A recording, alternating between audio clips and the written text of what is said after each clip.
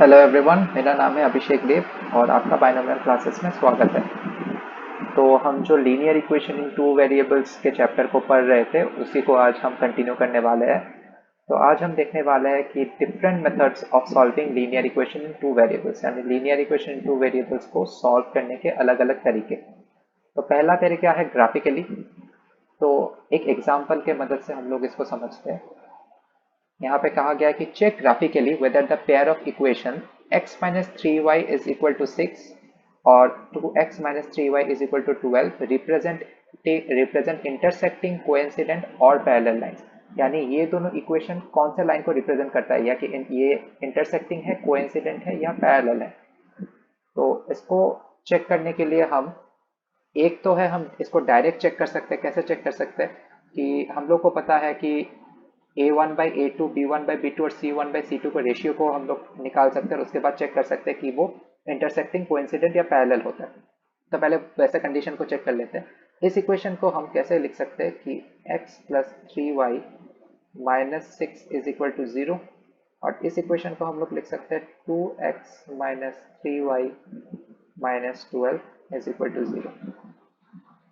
तो यहाँ पे a1 का वैल्यू होता है 1, यहाँ पे a2 का वैल्यू होता है 2, b1 का वैल्यू होता है 3 और b2 का वैल्यू होता है -3, c1 का वैल्यू होता है -6 और c2 का वैल्यू हो रहा है -12।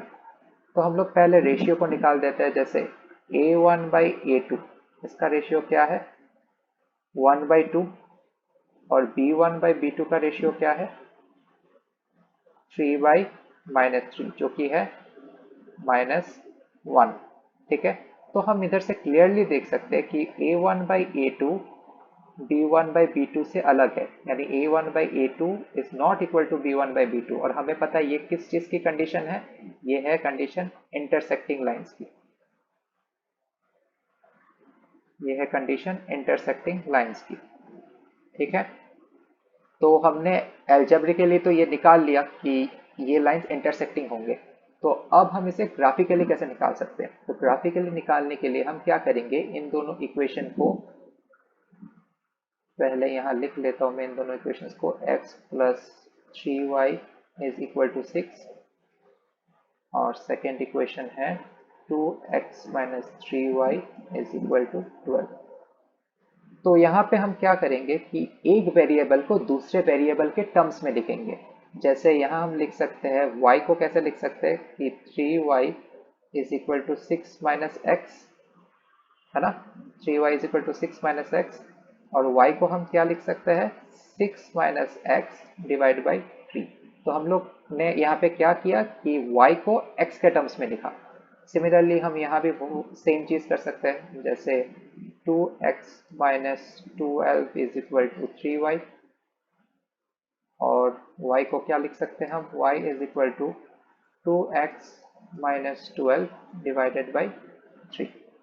ठीक है, तो अब हम इसका ग्राफ बनाने के लिए हम एक बॉक्स बना लेते हैं पहले।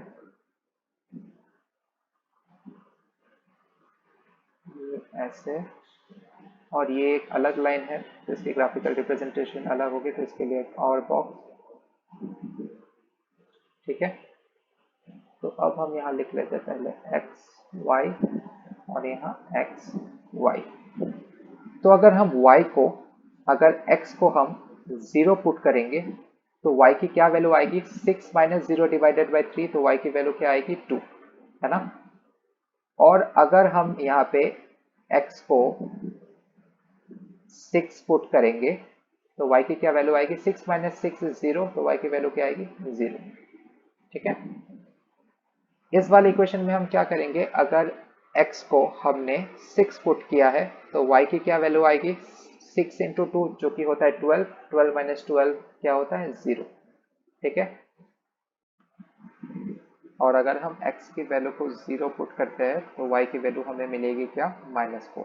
तो यहाँ से हमें दो कोऑर्डिनेट्स मिलते हैं इस वाले इक्वेशन से। फर्स्ट कोऑर्डिनेट क्या है 0,2 और सेकेंड कोऑर्डिनेट क्या है 6,0। और इस वाले इक्वेशन से हमें और दो कोऑर्डिनेट्स मिलते हैं। पहला कोऑर्डिनेट है 6,0 और दूसरा कोऑर्डिनेट है 0, -4। तो कुछ इस तरह से हम उस पॉइंट्स के थ्रू हम लोग लाइन ड्रॉ कर सकते हैं और हम देख सकते हैं कि ये वाला जो ग्राफ है इन दोनों लीनियर इक्वेशंस का ग्राफ वो मैच करता है कहाँ पे 6,0 पॉइंट पर। ठीक है, तो जैसे कि हम लोग ने देखा था कि इंटरसेक्टिंग लाइंस में क्या होता है, सिर्फ वन सोल्यूशन होता है। ठीक है, और वो सोल्यूशन क्या है यहाँ पे, वो पॉइंट जहाँ पे ये दोनों लाइंस इंटरसेक्ट करते हैं।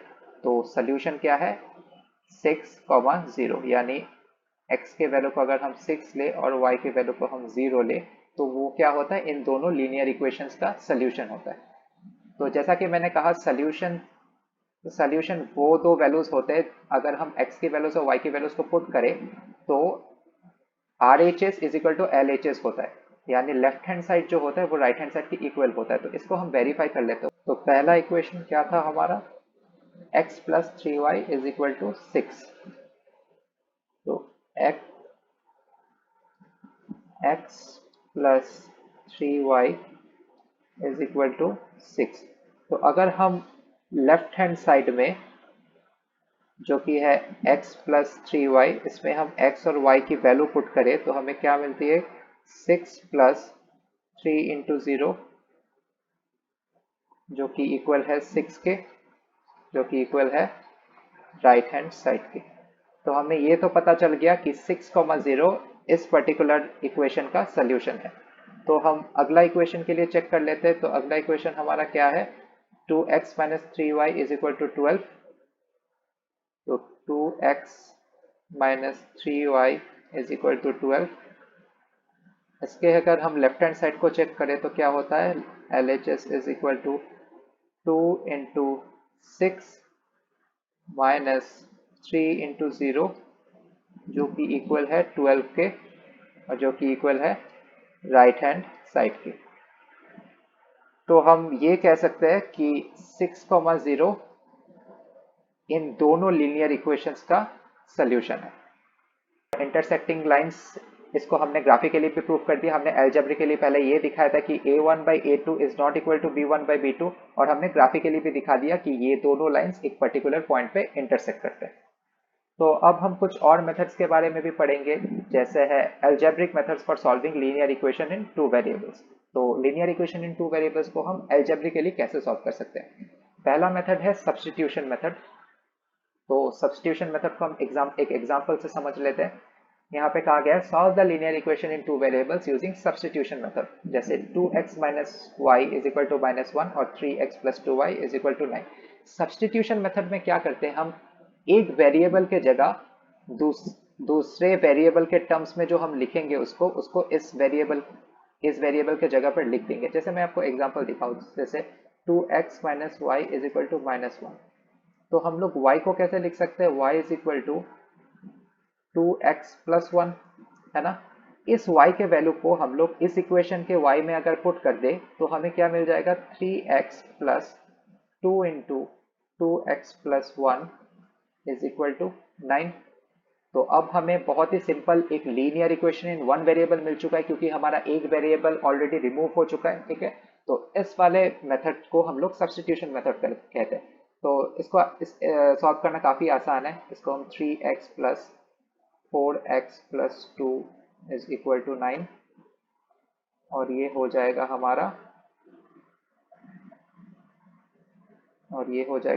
7x plus 2 is equal to 9, जो कि है 7x is equal to 9 minus 2 जो कि होता है 7, और x की वैल्यू हमें क्या मिल जाएगी 1। अब इस x के वैल्यू को हम इन दोनों इक्वेशन में से कोई भी इक्वेशन में पुट कर सकते हैं। जैसे मैं पहले इक्वेशन में इस वाले इक्वेशन में पुट कर देता, तो इस वाले इक्वेशन में क्या था हमारा, y is equal to 2x plus 1। तो हम x की वैल्यू को पुट कर देते हैं, जो कि है 1 प्लस 1 इज इक्वल टू 3। तो सब्स्टिट्यूशन मेथड से हमने सॉल्व किया है और हमें क्या मिला है कि x की वैल्यू क्या होगी 1 और y की वैल्यू क्या होगी 3। तो सब्स्टिट्यूशन मेथड से सॉल्व करने वाले और एक क्वेश्चन को हम लोग कर लेते हैं, जो कि थोड़ा सा रियल लाइफ एग्जांपल टाइप है। तो अब हम नेक्स्ट एग्जांपल की तरफ बढ़ते हैं, जहाँ पे कहा गया है कि 1/4 the perimeter of a rectangular garden whose length is 4 metre, more than its width is 36 metre, find the dimensions of the garden. तो हम पहले क्या करते हैं, पहले हम लोग लेंथ को x ले लेते हैं और ब्रेथ को y ले लेते हैं। क्वेश्चन में कहा गया है कि 1/4 the perimeter of the garden, मतलब 1/4 इंटू पेरीमीटर, इसकी वैल्यू क्या दी गई है, इज इक्वल टू 36। और हमें पता है कि एक रेक्टेंगल का पेरीमीटर क्या होता है, पेरीमीटर होता है 2 into length plus breadth, length plus breadth is equal to 36। तो अब हमने लेंथ को क्या लिया था x और ब्रेथ को क्या लिया था y। तो अब हम क्या करेंगे, हम इसको ऐसे लिख सकते हैं कि half of x plus y is equal to 36, और x प्लस वाई की वैल्यू क्या होगी, x plus y is equal to 72। तो इस इक्वेशन को हम कैसे लिख सकते हैं कि x plus y minus 72 is equal to 0। इसको हम मार्क कर देते हैं इक्वेशन 1, ठीक है। तो अब हमें अगले इक्वेशन को फॉर्म करना है। तो यहाँ पे क्वेश्चन में कहा गया है कि length is 4 metre more than its width. तो हम लोग क्या लिख सकते हैं, x जो कि हमने लेंथ को लिया था is equal to y plus 4। इसे हम मार्क कर देते हैं इक्वेशन 2। तो अब हम क्या कर सकते हैं कि x की जो वैल्यू है y प्लस 4, इसको हम इस इक्वेशन में पुट कर देते हैं। तो उसके बाद पुट करके देखते हैं क्या आता है, y plus 4 plus y minus 72 is equal to 0। तो बेसिकली हमने क्या किया है कि x की वैल्यू को सब्सटीट्यूट कर दिया इस वाले इक्वेशन में। मेथड ऑफ सब्सटीट्यूशन से ही हमें इसको सॉल्व करना था। तो हम लिख सकते हैं कि 2y plus 4 minus 72 is equal to 0। तो अब हमें मिल गया है कि linear equation in one variable, जो कि सॉल्व करना बहुत ही आसान है। तो 2y minus 68 is equal to 0, और y की वैल्यू हमें क्या मिल जाती है, 2y इज इक्वल टू 68, और y की वैल्यू हमें मिलती है 34, ठीक है। तो अगर y की वैल्यू 34 है तो हम लोग इस वैल्यू ऑफ 34 को इक्वेशन 2 में पुट कर सकते हैं। तो इक्वेशन 2 में अगर हम पुट करेंगे तो इक्वेशन 2 क्या बन जाएगा, x is equal to y plus 34, यानी 34 प्लस 4, और x की वैल्यू हमें क्या मिलेगी, 38। तो हमें सोल्यूशन क्या क्या मिलता है, y इज इक्वल टू 34 और x इज इक्वल टू 38, यानी लेंथ जो है वो क्या है हमारा 38 मीटर, और ब्रेथ जो है वो क्या बनता है हमारा 34 मीटर। तो इस तरीके से हम मेथड ऑफ सब्स्टिट्यूशन को यूज करके हम लीनियर इक्वेशंस को सॉल्व कर सकते हैं। तो आज के लिए बस इतना ही, मिलते हैं अगले वीडियो।